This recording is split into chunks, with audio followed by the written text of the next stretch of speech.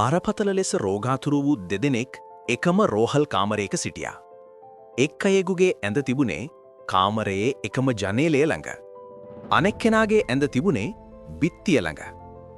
ජනේලය ළඟ සිටි මිනිසා හැමදාම අනෙක් මිතුරාට ජනේලයෙන් පෙනෙන දේ විස්තර කළා. අද නම් හරිම ලස්සන දවසක්. පිටත උද්‍යානයේ ළමයි දුවපැන සෙල්ලම් කරනවා.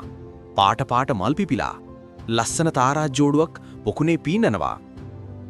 බිත්තිය ළඟ සිටි මිනිසා මේවා අහගෙන සිටියේ හරිම ආසාවෙන්.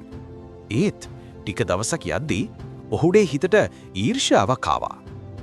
ඇයි එයාට ජනේලය ළඟ ඇඳ ලැබුණේ? මට ඇයි බිත්තිය ළඟ ඇඳ?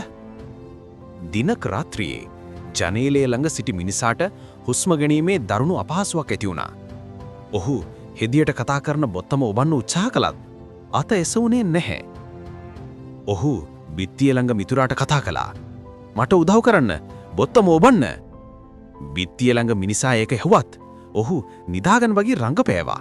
ඔහු හිතුවා එයා මැරුණොත් මට ජනේලය ළඟ ඇඳට යන්න පුළුවන්. පසුදා උදැසන ජනේලය ළඟ සිටි මිනිසා මිය ගොස් සිටියා. බිත්තිය ළඟ මිනිසා වහාම හෙදියකින් ඉල්ලා සිටියා කරුණා කරලා මාව ජනේලය ළඟ ඇඳට මාරු කරන්න. හෙදිය ඔහුව මාරු කළා. ඔහු මහත් උනන්දුවෙන් අමාරුවෙන් නැගිටලා ජනේලයෙන් ඉබී බැලුවා. ඔහු දුටු දෙයින් කම්පා වුණා.